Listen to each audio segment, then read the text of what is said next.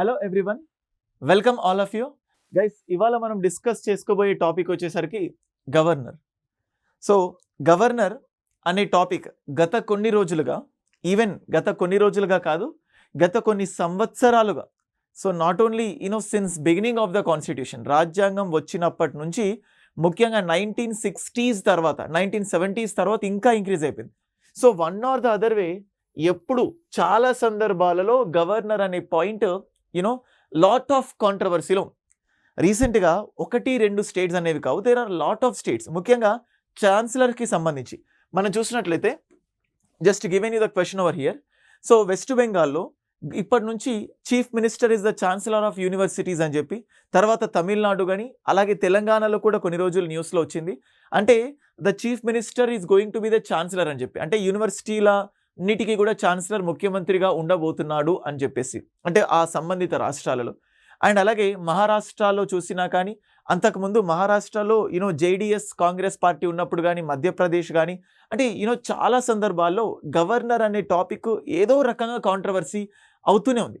So ఇప్పుడు ఈ వీడియోలో, బై దిస్ వీడియో, ఇప్పుడు మనం డిస్కస్ చేసుకోబోయే కొద్ది సేపట్లో మనం గవర్నర్ అనే టాపిక్ ఏదైతే డిస్కస్ చేస్తున్నామో, గవర్నర్కి సంబంధించిన అన్ని మిత్స్, అంటే గవర్నర్ అనే టాపిక్ ఎందుకు న్యూస్లో ఉంది, సో దానికి సంబంధించిన కంప్లీట్ ఓవర్వ్యూ నేను మీకు ఈ వీడియోలో ఇస్తాను. ఈ ఒక్క వీడియో చూస్తే గవర్నర్కి సంబంధించి ఏ న్యూస్ వచ్చినా, అంటే ఏది జరిగినా, అది ఏ రాష్ట్రంలోనైనా 100% గవర్నర్కి సంబంధించిన ప్రతి ఆన్సర్ మీరు రాయగలుగుతారు, గవర్నర్కి సంబంధించిన ప్రతి పాయింట్ మీరు అర్థం చేసుకోగలుగుతారు. So before going to the topic, same as usual మీకు క్వశ్చన్ అడిగాను. సో న్యూస్లో ఏదైతే ఉంటుందో దానికి సంబంధించి ఇక్కడ క్వశ్చన్ డిస్ప్లే చేస్తాను, take a screen shot, and లాస్ట్కి దీన్ని డిస్కస్ చేద్దాము. అండ్ నెక్స్ట్ చూసినట్లయితే మెయిన్స్ క్వశ్చన్ ఇప్పుడు మనం డిస్కస్ చేసుకున్నాం, కానీ చూసుకోబోయే టాపిక్ నుంచి, సో గవర్నర్ అనే పాయింట్కి సంబంధించి క్వశ్చన్ అడిగితే ఎలా మనం ఆన్సర్ చేయొచ్చు అనేది కూడా ఇక్కడ డిస్కస్ చేసాం. నెక్స్ట్, సో గవర్నర్ అనే పాయింట్ కంటే ముందు, first of all let us discuss about parliamentary system. అంటే ఇండియా అనేది parliamentary system. India is a parliamentary form of government, parliamentary వ్యవస్థ. అండ్ అలాగే ఈ పార్లమెంటరీ వ్యవస్థకు అపోజిట్గా ఉంటుంది, that is nothing but the presidential form of government. Presidential వ్యవస్థ అంటారు, presidential form of government. So జనరల్గా పార్లమెంటరీ సిస్టంలో డెఫినెట్గా హెడ్ ఆఫ్ ద స్టేట్, అంటే real head of the state, అంటే దేశానికి అసలైన అధినేత ఎవరుంటారంటే ప్రధానమంత్రి. అలాగే ప్రెసిడెన్షియల్ సిస్టంలో దేశానికి అసలైన అధినేత జనరల్గా ఎవరుంటారంటే ప్రెసిడెంట్. కొన్ని సెమీ ప్రెసిడెన్షియల్ కూడా ఉంటుంది, మన టాపిక్ కాదు, బట్ వీఆర్ జస్ట్ డిస్కసింగ్. అయితే ప్రధానమంత్రి ఉంటాడు, సో ప్రైమ్ మినిస్టర్ ఉంటాడు. అయితే ఈ పార్లమెంటరీ సిస్టంలో ఒక బిగ్ ప్రాబ్లం ఉంది, ఒక సమస్య ఉంది. ఆ సమస్య ఏంటంటే అస్థిరత, ఇన్స్టేబిలిటీ. పార్లమెంటరీ సిస్టంలో ఇన్స్టేబిలిటీ అనేది ఎక్కువ ఉంటుంది. అంటే ఒక పార్టీకి సంబంధించిన మెజారిటీ కోల్పోవడం కానీ, లేకపోతే ఆ పార్టీ ఎమ్మెల్యేలు రాజీనామా చేయడం కానీ, అంటే జనరల్గా ఒక 5 years టర్మ్ ప్రభుత్వం ఉంటుందంటే అది కంటిన్యూగా 5 years నిలుస్తుందా లేదా అని చెప్పడంలో చాలా ఆ కన్సిస్టెన్సీ లేదు. సో గవర్నమెంట్ పడిపోవడానికి ఛాన్స్ ఉంటుంది. సో అయితే ఎప్పుడైనా కూడా ఇలా ప్రభుత్వాలు పడిపోయినప్పుడు, అంటే ఒక కంటిన్యూటీ, అంటే ఇప్పుడు ఫర్ సపోజ్ మనం ఏదైనా యూనివర్సిటీకి వెళ్ళినప్పుడు ఒక ఛాన్స్, డీన్ తోటి ఒక వర్క్ ఉందనుకోండి, ఒకవేళ డీన్ అనేవాళ్ళు లేకపోతే, సో మన పని అవ్వడానికి ఆ డీన్ ప్లేస్లో ఇంకొక పర్సన్, ప్రిన్సిపల్ కానీ వైస్ ప్రిన్సిపల్ కానీ, వాళ్ళ సిగ్నేచర్ తోటి మన పని చేయించుకుంటాం. అంటే ఒక వ్యక్తి లేకపోతే దాన్ని కొనసాగించడానికి మరొక వ్యక్తి అనేవాడు ఉండాలి. సేమ్ అలాగే పార్లమెంటరీ సిస్టంలో ప్రధానమంత్రి ఉంటాడు, కానీ ఈ ప్రధానమంత్రి ఉన్న ప్రభుత్వానికి పెద్దగా అస్థిరత్వ, ఇన్స్టెబిలిటీ ఎక్కువ ఉంది. కాబట్టి సో ఇలా ఒక కంటిన్యూటీగా, కొనసాగింపుగా ఒక వ్యక్తి ఉండాలనుకుంటున్నాం. అది మనం ఎవరిని పెట్టుకుంటామంటే ప్రెసిడెంట్.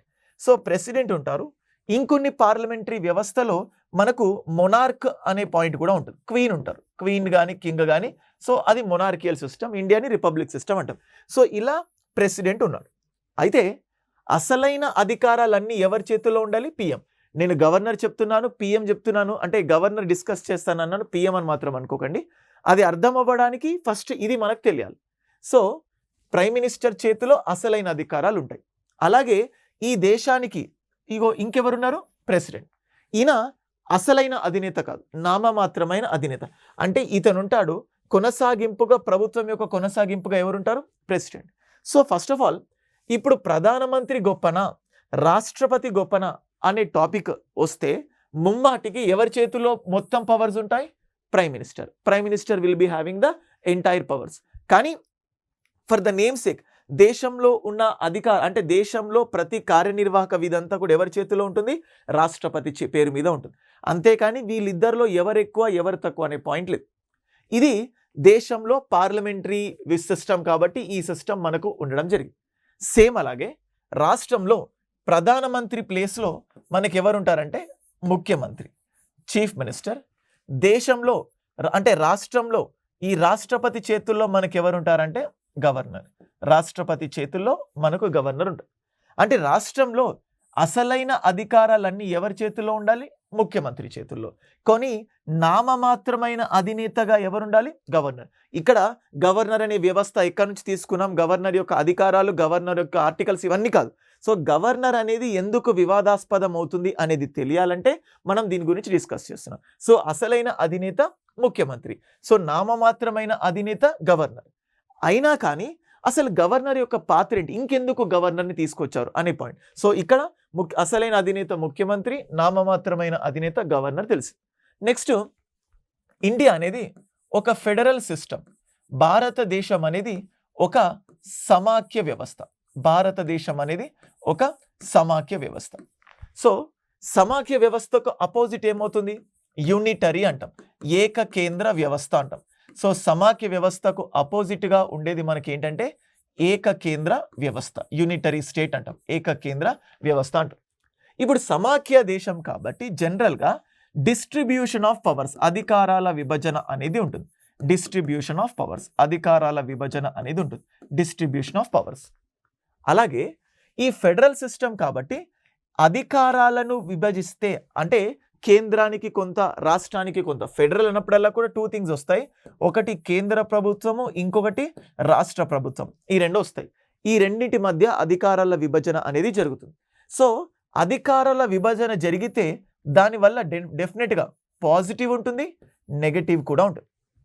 అంటే ఇలా రాష్ట్రాలకు అధికారాలను బదిలీ చేయడం వల్ల రాష్ట్రాలకు స్వయం ప్రతిపత్తి పెరుగుతుంది, వాళ్ళు అభివృద్ధి చెందుతారు. ఇది ఫెడరల్.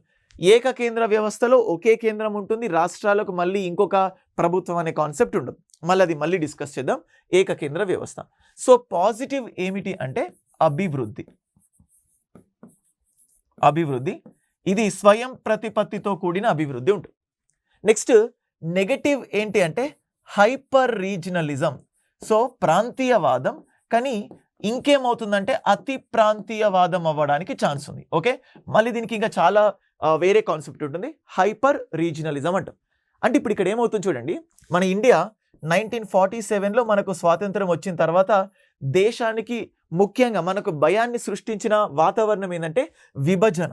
అంటే ఇండియా నుంచి పాకిస్తాన్ విడిపోయిన తర్వాత, సో విభజన జరిగిన తర్వాత, అలాగే స్వదేశీ సంస్థానాలు చాలా వరకు ఇండియాలో విలీనం అవ్వడము, తర్వాత సర్దార్ వల్లభాయ్ పటేల్ గారి చొరవతోటి చాలా వరకు ప్రిన్సిలీ స్టేట్స్ అన్ని కూడా ఇండియాతో ఇంటిగ్రేట్ అవ్వడం జరిగింది. సో ఈ విభజన అనే కాన్సెప్ట్ వల్ల కూడా కొంచెం భయం స్టార్ట్ అయింది. అయితే సో మన రాజ్యాంగం అంటే రాజ్యాంగంలో ఎక్కడా సమాఖ్య అనే పదం లేదు, కానీ మన రాజ్యాంగం ఆ పోలికను చూస్తే సమాఖ్య వ్యవస్థ అంటాం. కొంతమంది అర్ధ సమాఖ్య వ్యవస్థ అంటాం. సో కేంద్రం యొక్క ఆధిపత్యంతో కూడుకున్న సమాఖ్య వ్యవస్థ అని ఎంతోమంది ఫిలాసఫర్స్ చెప్తారు. సో ఫైన్, ఇప్పుడు ఒకవైపు అధికారాలను విభజన చేయాలి. సో ఫెడరల్ సిస్టమ్ కాబట్టి అధికారాల విభజన చేయాలి, డిస్ట్రిబ్యూషన్ ఆఫ్ పవర్స్. అండ్ ఇంకొక వైపు దానివల్ల మనకు స్టార్ట్ అయ్యే హైపర్ రీజనలిజం, అతి ప్రాంతీయవాదాన్ని కట్టడి చేయాలి. ఇప్పుడు కేంద్రం చేతుల్లో 2 ఉన్నాయి. ఒకటి అధికారాలను విభజన చేయాలి, అధికారాలను విభజించిన తర్వాత రాష్ట్రాలకు స్వయం ప్రతిపత్తి అందించిన తర్వాత వాళ్ళలో అతి ప్రాంతీయవాదం, హైపర్ రీజనలిజం అనేది డెవలప్ అవ్వకుండా ఉండాలి. సో దీనికోసం వీళ్ళు ఏం చేశారంటే, ఇప్పుడు రాష్ట్రం, ఇప్పుడు ఒక స్టేట్, ఇదొక స్టేట్ అనుకోండి, ఇదొక రాష్ట్రం అనుకోండి. రాష్ట్రానికి కొన్ని అంటే స్వయం ప్రతిపత్తి ఇవ్వడంలో భాగంగా రాష్ట్రానికి ఒక బౌండరీ గీసారు. అంటే చూడండి, ప్రతి రాష్ట్రంలో ప్రతి రాష్ట్రానికి అసలైన అధినేత ముఖ్యమంత్రి, ముఖ్యమంత్రితో పాటు ఎవరుంటారు? మంత్రిమండలి. సో వీళ్ళంతా కూడా ఉంటారు. సో ఈ మంత్రి మండలి రాష్ట్రంలో తమ అధికారాలను ఉపయోగించే క్రమంలో ఈ హద్దులను దాటకూడదు. So they have to act within the limit. అంటే మనకు union list, state list, concurrent list ఉన్నారు కదా, వీళ్ళు రాష్ట్ర జాబితాలో శాసనాలు చేయొచ్చు, ఉమ్మడి జాబితాలో శాసనాలు చేయొచ్చు. ఉమ్మడి జాబితాలో కార్యనిర్వాహక అధికారాలు కూడా రాష్ట్రాలకే ఉంటాయి జనరల్గా. అయితే రాష్ట్రం, సో రాష్ట్రాలకు మనం ఏమి ఇవ్వాలని చెప్పుకున్నాము? స్వయం ప్రతిపత్తి ఇవ్వాలి. సో అందుకోసం రాష్ట్రాలకు కొన్ని లిమిట్స్ ఇచ్చి ఈ హద్దు లోపట రాష్ట్రాలు ఏం చేసినా, సో ఎటువంటి ఆ హద్దు వాళ్ళకి ఇచ్చిన హద్దుల్లో వాళ్ళు తమ అధికారాలని ఎలా ఉపయోగించినా ఎవరి జోక్యం ఉండదు, కేంద్రం యొక్క జోక్యం ఉండకూడదు. కేంద్రం యొక్క జోక్యం ఉండదు. ఒకవేళ రాష్ట్రాల హద్దు దాటినట్లయితే రాష్ట్రాలు తమకు కల్పించిన అంటే తమకు కల్పించిన ఈ సరిహద్దులు ఏవైతే ఉంటాయి, సరిహద్దులు అంటే మళ్ళీ ల్యాండ్ బౌండరీస్ అనుకోకండి, వాళ్ళకంటూ ఒక సెట్ ఆఫ్ పవర్స్ ఉంటాయి. సో వాళ్ళకి ఇచ్చిన పవర్స్లో ఒకవేళ లిమిట్ క్రాస్ అవుతే ఈ రాష్ట్రాలను ఖచ్చితంగా కంట్రోల్లో పెట్టాలి. సో అలా కంట్రోల్లో పెట్టడానికి ఒక వ్యవస్థను తీసుకురావాలి. అలా రాష్ట్రాల్లో వ్యవస్థ అదుపు తప్పితే దాన్ని కంట్రోల్లో పెట్టడానికి ఇంకొక వ్యవస్థ కావాలి. సో ఆ వ్యవస్థనే మనం ఏమని చెప్పుకున్నామంటే గవర్నర్. ఇవి మీకు ఏ బుక్స్లో కానీ ఎక్కడ కూడా మీకు ఇది కనిపించదు. So governor. సో ఈ గవర్నర్ అనేవాడు ఒకవేళ రాష్ట్రం అదుపు తప్పినప్పుడు, అంటే రాష్ట్రం రాజ్యాంగానికి అనుగుణంగా ప్రవర్తించకపోయినా, రాష్ట్రంలో ప్రభుత్వానికి సరైన మెజారిటీ లేకపోయినా, రాష్ట్రంలో ప్రజల రక్షణ రాష్ట్రాలు కాపాడలేకపోయినా, వివిధ కారణాల రీత్యా సో వాళ్ళు హద్దులు దాటేటట్టు ప్రవర్తిస్తే దాన్ని కంట్రోల్ చేయడానికి ఎవరుంటారు? గవర్నర్. సో గవర్నర్ అనే వ్యవస్థ వాస్తవానికి మనకేముంది? పాజిటివ్, మంచిదే. రాష్ట్రం తన హద్దుల్లో ఉన్నప్పుడు గవర్నర్ అనేవాడు నామమాత్రంగానే ఉండాలి. రాష్ట్రం హద్దులు దాటినప్పుడు గవర్నర్ ఏమైపోవాలి?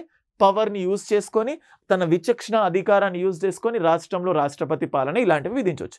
కానీ ప్రాబ్లం ఏమైపోయిందంటే 1967 తర్వాత జనరల్గా అప్పటి వరకు కేంద్రంలో కాంగ్రెస్ పార్టీ ఉంది, అండ్ అలాగే రాష్ట్రంలో కూడా కాంగ్రెస్, అంటే చాలా వరకు రాష్ట్రాలలో కూడా కాంగ్రెస్ పార్టీయే అధికారంలో ఉండేది.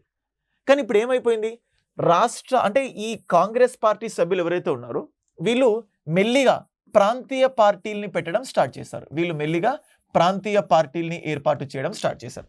అంటే ప్రాంతీయ పార్టీల్ని పెట్టడమే కాకుండా ఆ ప్రాంతీయ పార్టీల్ని ఉపయోగించుకొని వాళ్ళు ఏం చేయడం స్టార్ట్ చేశారు? అధికారంలోకి రావడం స్టార్ట్ చేశారు. అంటే ఇక్కడ ఎగ్జాక్ట్గా ఎలా ఉంటుందంటే, ఇప్పుడు ఫర్ సపోజ్ ఇక్కడ చూడండి, మీరు ఒక కంపెనీలో పనిచేస్తున్నారు. ఒక కంపెనీలో పనిచేసిన వీరు కంపెనీలోని వ్యవస్థ, అంటే కంపెనీ యొక్క లావాదేవీలు, కంపెనీ యొక్క పనితీరు ఎలా ఉందో అది మొత్తం చూసి అలాంటిదే ఇంకొక మినీ కంపెనీ మీరు పెట్టారనుకోండి. సేమ్ అంటే ఒక పెద్ద కంపెనీ, ఆ కంపెనీ ఉన్నటువంటి వ్యవహారాలని యూజ్ చేసుకొని తెలుసుకున్న మీరు ఇంకొక మినీ కంపెనీ పెట్టారనుకోండి. అంటే మీ కంపెనీ, అంటే ఈ చిన్న కంపెనీ యొక్క ఎదుగుదలను ఈ పెద్ద కంపెనీ అడ్డుకోవడానికి ప్రయత్నాలు చేస్తుందో చేయదు. సో ఈ పెద్ద కంపెనీ మినీ కంపెనీని ఎదుగుదలను కంట్రోల్ చేయలేదు.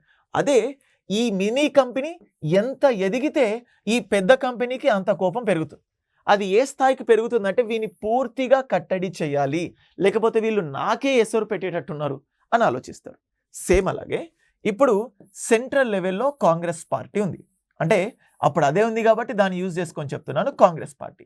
ఇప్పుడు కాంగ్రెస్ పార్టీలో నుంచి బయటికి వచ్చిన వాళ్ళే ఏం చేశారు? మినీ కాంగ్రెస్. అంటే నేను పేర్లు చెప్పట్లేదు, జస్ట్ నేను ఏం చెప్తున్నానంటే ఒక మినీ కాంగ్రెస్ పార్టీ పెట్టడం స్టార్ట్ చేస్తారు. వీళ్ళు అధికారం వీళ్ళకు పెరుగుతున్న కొద్దీ వీళ్ళు ఎంత బలోపేతం అవుతే వీళ్ళపైన మెయిన్ కాంగ్రెస్ పార్టీకి అంత కోపం రావడం స్టార్ట్ అవుతుంది. సో ఇప్పుడు ఈ మినీ కాంగ్రెస్ అంటే వీళ్ళు ఏ స్టేజ్కి వెళ్ళిపోయారంటే రాష్ట్రాలలో వీళ్ళు అధికారం చేపట్టేశారు. సో రాష్ట్రాలలో వీళ్ళు అధికారం తీసుకొచ్చారు. సో రాష్ట్రాలలో అధికారాన్ని పొందిన తర్వాత, అంటే ఇప్పుడు ఇక్కడ చూడండి, అంతకుముందు కేంద్రంలో, రాష్ట్రంలో, కానీ ప్రాంతీయ పార్టీలు అధికారంలోకి వచ్చాయి. అలాగే వీళ్ళు అంతకుముందు ఏదో రకంగా దీనికి కనెక్ట్ అయి ఉన్నారు, కాంగ్రెస్ పార్టీ. దీన్ని మెయిన్ కాంగ్రెస్ పార్టీ జీర్ణించుకోలేకపోయింది. సో ఇప్పుడు ఈ రాష్ట్రాలలో ఉన్న అధికారాన్ని ఏర్పాటు చేసిన పార్టీలు ఉన్నాయి కదా, ఈ పార్టీలను ఎవరిని యూజ్ చేసుకొని కంట్రోల్ చేస్తున్నారు అంటే గవర్నర్. సో గవర్నర్ అనే పదవిని యూజ్ చేసుకొని రాష్ట్రాలలో ఉన్న పార్టీలు ఏవైతే ఉన్నాయో వాటిని డిస్టర్బ్ చేయడం. అంటే ఇప్పుడు మనం చూడం, కొన్ని రోజుల్లో అంటే ఇక్కడ ఏ పార్టీ అయితే ఒక పార్టీకి సంబంధించి మెజారిటీ ఉందో ఆ మెజారిటీ పార్టీ వాళ్ళను ఇంకొక పార్టీలోకి వెళ్ళేటట్టు చేయడం కానీ, ఉన్న పలంగా మీకు మెజారిటీ లేదు అని ప్రభుత్వాన్ని రద్దు చేయడం కానీ, అలాగే ఈ పార్టీ పంపిన బిల్లు, ఎందుకంటే ఒక ప్రభుత్వం ఒక బిల్లుని ఆమోదిస్తే ఆ బిల్లు గవర్నర్ దగ్గరకు వస్తే దాన్ని ఆయన ఆమోదించాలి. సో లేకపోతే ఆవిడ ఆమోదించాలి. కానీ వాళ్ళు దాన్ని నిరంతరంగా ఆమోదించకుండా ఉండడం కానీ, వాటిని రాష్ట్రపతికి రిజర్వ్ చేయడం కానీ, రాష్ట్రంలో పరిపాలన సక్రమంగా ఉన్నా కానీ కావాలని రాష్ట్రపతి పాలన విధించడం, ఇలాంటివన్నీ కూడా జరుగుతుంది. అంటే ఇంతకుముందు మనం ఏం చెప్పుకున్నాం, రాష్ట్రం హద్దులు దాటితే ఎవరు రావాలి, గవర్నర్. కానీ రాష్ట్రాలు హద్దులు దాటకపోయినా ఎవరు రావడం స్టార్ట్ చేశారు, గవర్నర్. అంటే గవర్నర్ ఎందుకు వస్తున్నాడు సార్ అంటే రాష్ట్రాలు హద్దులు దాటకపోయినా గవర్నర్ ఎందుకు రావడం జరుగుతుంది అనే పాయింట్ చెప్పాలంటే ఫస్ట్ ఆఫ్ ఆల్ ఇక్కడ చూద్దాం. ఓకే, నేను ఇప్పటివరకు చెప్పింది మీకు రిపీట్ చేస్తున్నాను. సో ఫస్ట్ మనం చెప్పుకుంటుంది ఏంటంటే పార్లమెంటరీ వ్యవస్థ. పార్లమెంటరీ వ్యవస్థలో ప్రధానమంత్రి, రాష్ట్రపతి ఎలాగైతే ఉంటారో అలాగే అంటే మన ఇండియాను సమాఖ్య వ్యవస్థ అన్నాం. సమాఖ్య వ్యవస్థ కాబట్టి కేంద్రంలో రాష్ట్రంలో ప్రభుత్వాలు ఒకే విధంగా ఉంటాయి. సో అలా ఉన్నాయి కాబట్టి ప్రధానమంత్రి రాష్ట్రపతి లాగా ముఖ్యమంత్రి గవర్నర్ ఉంటాడు. సో అయితే గవర్నర్కి కావాలనే తక్కువ అధికారాలు ఉంటాయి. అయితే సమాఖ్య వ్యవస్థ కాబట్టి అధికారాల్ని విభజించాలి, రాష్ట్రాలకు స్వయం ప్రతిపత్తి ఇవ్వాలి. స్వయం ప్రతిపత్తి ఇస్తే వాటిలో అంటే అతి ప్రాంతీయవాదం పెరుగుతుందోనేమోనన్న భయం. ఈ అతి ప్రాంతీయవాదాన్ని కట్టడి చేయడానికి ఇంకొక వ్యవస్థ తీసుకొచ్చారు. అదేంటి, గవర్నర్. అంటే హద్దులు దాటితే గవర్నర్, దాటినంత వరకు గవర్నర్ నామమాత్రంగా ఉంటారు. కానీ హద్దులు దాటకపోయినా కూడా గవర్నర్ అనే వ్యక్తి ఇందులో కలగజేసుకోవడం స్టార్ట్ అయింది.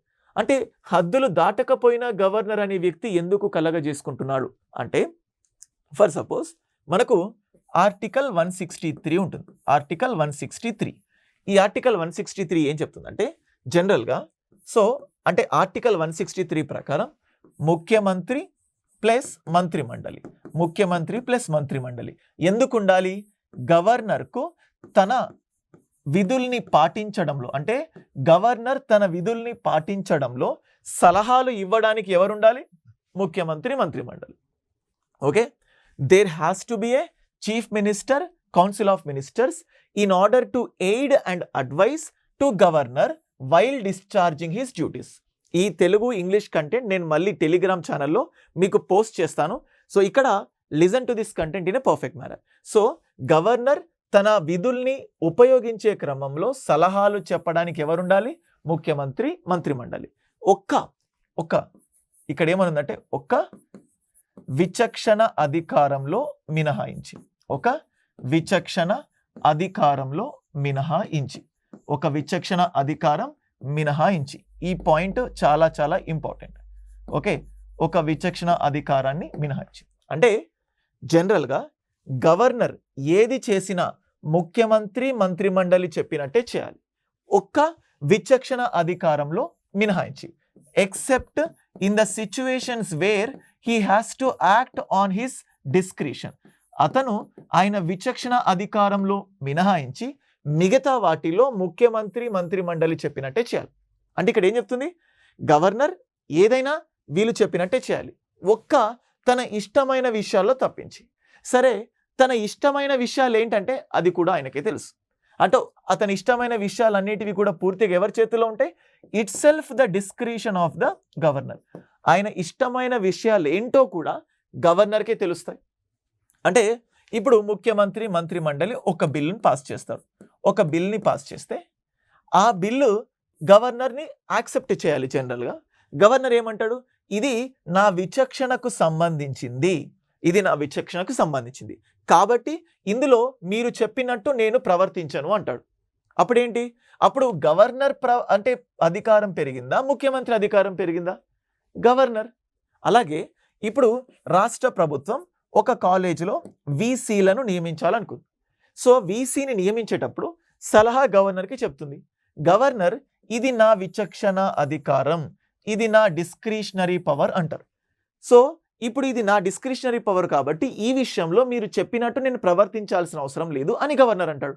అంటే ఇలా ముఖ్యమంత్రి పంపిన ప్రతి బిల్లును, ప్రతి అంశాన్ని గవర్నర్ తన విచక్షణ కిందకు వస్తుంది అని చెప్పొచ్చు. రాజ్యాంగమే చెప్తుంది అది. సో ఇలాగా గవర్నర్ ప్రతి విషయాన్ని తన విచక్షణ కిందకు తీసుకుంటే అల్టిమేట్గా రాష్ట్రంలో అసలైన అధినేత ఎవరైపోతారు? గవర్నర్. కానీ మనది పార్లమెంటరీ సిస్టమ్, మన భారతదేశం అనేది పార్లమెంటరీ సిస్టమ్. సో దాంతోపాటు భారతదేశం అనేది ఒక సమాఖ్య వ్యవస్థ. అంటే ఇప్పుడు చూడండి, ఇప్పుడు గవర్నర్ ఆధిపత్యత కలిగి ఉంటే ఇప్పుడు గవర్నర్ని నియమించేది ఎవరు చెప్పండి? రాష్ట్రపతి. గవర్నర్ని నియమించేది రాష్ట్రపతి. రాష్ట్రపతి ఏది చేయాలన్నా ఎవరు చెప్పినట్టు చేస్తాడు?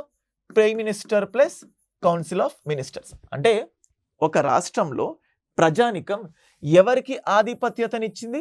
ముఖ్యమంత్రి, మంత్రిమండలి. అంటే రాష్ట్రంలో విధానాలన్నీ కూడా ఎవరు చేయాలి? ఈ ముఖ్యమంత్రి, మంత్రిమండలి. కానీ దీన్ని ఎవరు అడ్డుకుంటున్నారు? గవర్నర్. గవర్నర్ అడ్డుకుంటున్నంటే ఇండైరెక్ట్గా గవర్నర్ పైన ప్రభావం ఎవరిది? రాష్ట్రపతి. రాష్ట్రపతి అంటే రాష్ట్రపతి ఎవరు చెప్పినట్టు ప్రవర్తిస్తాడు? ప్రధానమంత్రి, మంత్రిమండలి. అంటే రాజ్యాంగబద్ధంగా ప్రజలు ఎన్నుకున్న ముఖ్యమంత్రి, మంత్రిమండలికి అసలైన అధికారాలు ఉంటే దాన్ని పరోక్షంగా ఎవరు కంట్రోల్ చేస్తున్నారు? ప్రధానమంత్రి, మంత్రిమండలి. అంటే ఇప్పుడు ఇది సమాఖ్య వ్యవస్థ అవుతుందా, లేకపోతే ఏకకేంద్ర వ్యవస్థ అయిపోతుందా? అంటే ఇది పరోక్షంగా మనకి ఎలా కనిపిస్తుంది? ఏకకేంద్ర వ్యవస్థ అయినట్టు కనిపిస్తుంది. సో ఇక్కడ ప్రాబ్లం వచ్చింది. అంటే ఆర్టికల్ 163లో లేకపోయిన స్పష్టత వల్ల. ఓకే, ఆర్టికల్ 163 ఏం చెప్తుంది? గవర్నర్ ఏది చేసినా ముఖ్యమంత్రి, మంత్రిమండలి తన విచక్షణ అధికారాన్ని మినహాయించి governor can do anything on the aid and advise of chief minister and council of minister except in the situations of his discretion. But what comes under his discretion is it self the discretion of the governor. So ఈ point వల్ల governor ప్రతిదీ. మరి ఇలా governor ఎందుకు చేస్తున్నాడు అంటే ఇక్కడ president, ఇవంతా ప్రెసిడెంట్ తెలియకుండానా? ఇదంతా ప్రధానమంత్రికి తెలియకుండానా? ఇప్పుడు మహారాష్ట్రలో స్పీకర్ ఎలక్షన్ డేట్కి ప్రెసిడెంట్ అంటే గవర్నర్ టైం ఇవ్వలేదు. కర్ణాటకలో ఇంతకుముందు ఇదే జరిగింది కాంగ్రెస్ పార్టీ ఉన్నప్పుడు. మధ్యప్రదేశ్లో ప్రభుత్వం కూలిపోయింది, మీరు చూసే ఉంటారు. కేరళలో ఛాన్సలర్లకు సంబంధించి, అలాగే తమిళనాడులో నీటికి సంబంధించి, అంతకుముందు పెరారివాలన్కి సంబంధించి. అంటే ఇవన్నీ గవర్నర్ సొంతంగా చేస్తున్నాడా? అంటే రాష్ట్రపతికి తెలియకుండా జరుగుతుందా, లేకపోతే అక్కడ పైన ఉన్న ప్రధానమంత్రి, మంత్రిమండలి లేకుండా చేస్తుందే? తెలంగాణలో తమిళిసై అలా కావాలని చేస్తున్నారా? వాళ్ళకి తెలుసు. బట్ ఇక్కడ రాజ్యాంగంలో లేకపోయినా ఈ స్పష్టత మూలంగా ఇది జరుగుతుంది.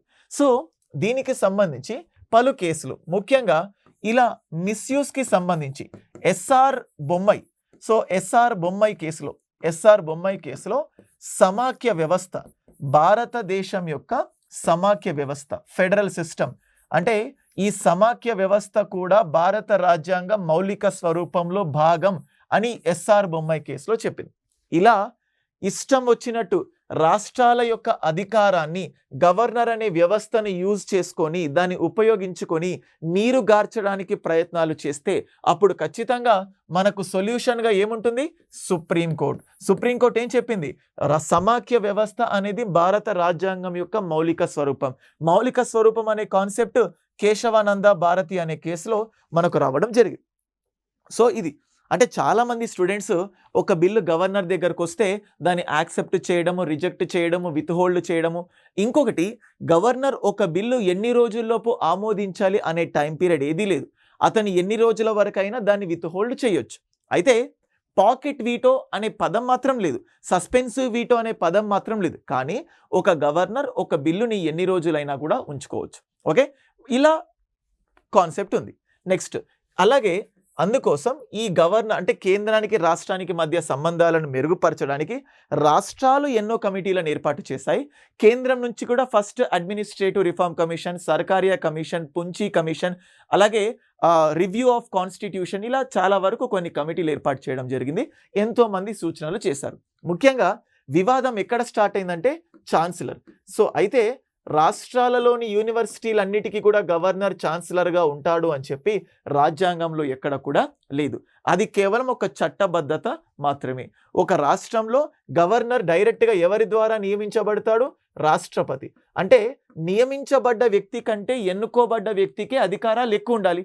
ముఖ్యమంత్రి ఎన్నుకోబడ్డ వ్యక్తి. సో కాబట్టి ముఖ్యమంత్రికి అధికారాలు ఉన్నాయి, కానీ ఎక్కువ ఉండాలి, కానీ గవర్నర్కి కాదు. సో ఇది మీరు గుర్తుపెట్టుకోవాలి. సో గవర్నర్ రాష్ట్రపతి చేత నియమించబడతాడు. గవర్నర్ 2-3 రాష్ట్రాలకు ఒకే వ్యక్తి గవర్నర్గా ఉంటాడు. కానీ ఇప్పుడు ఏమైందంటే 1956లో 7వ రాజ్యాంగ సవరణ చట్టం ద్వారా ఒకే వ్యక్తి 2-3 రాష్ట్రాలకు గవర్నర్గా ఉండవచ్చు మరియు కేంద్రపాలిత ప్రాంతాలకు కూడా ఉండవచ్చు అనే కాన్సెప్ట్ వచ్చింది. ఫస్ట్ ఈ కాన్సెప్ట్ లేదు. ఓకేనా గైస్? సో ఇది గవర్నర్కి సంబంధించి నేను చెప్పిన క్లియర్ కట్ థింగ్స్.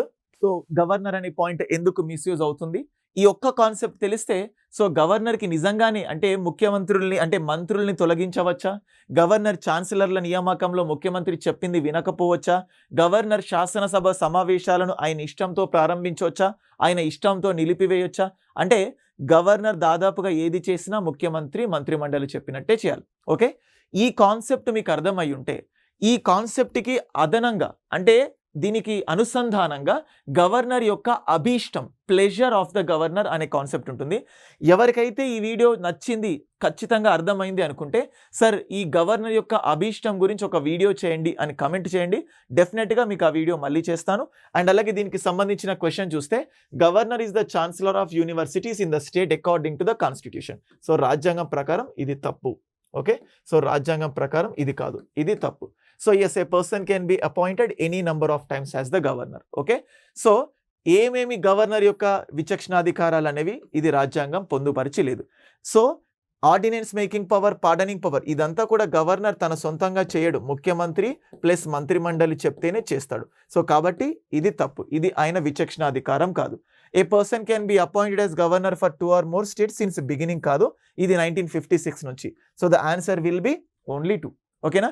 సో దీనికి ఇప్పుడు నేను చెప్పిన టాపిక్కి సంబంధించిన content Telugu medium and English medium PDF మన టెలిగ్రామ్ ఛానల్లో ఉంటుంది. అండ్ తీసుకొని డౌన్లోడ్ చేసుకోండి. And guys this is the topic about governor. I hope ఇంకా ఎప్పుడు గవర్నర్ న్యూస్లో వచ్చినా కూడా ఈ కంటెంట్ చూసి మీకు ఈజీగా అర్థమవుతుంది. ఆర్టికల్ 163లో లేని స్పష్టత వల్ల ఇదంతా కూడా వివాదం చెలరేగుతుంది. వాస్తవానికి అధికారాలన్నీ ఎవరి చేతిలో ఉండాలి? ముఖ్యమంత్రి ప్లస్ మంత్రిమండలి. ఒకవేళ గవర్నర్ చేతిలో ఉంటే ఇండైరెక్ట్గా ఎవరి చేతిలో ఉన్నట్టు అవుతుంది? ప్రధానమంత్రి ప్లస్ మంత్రిమండలి. అప్పుడు దేశం అనేది సమాఖ్య వ్యవస్థగా ఉండదు, ఏకకేంద్ర వ్యవస్థగా మార్పు చెందుతుంది. That's it for this class. Thank you guys. Thank you for watching.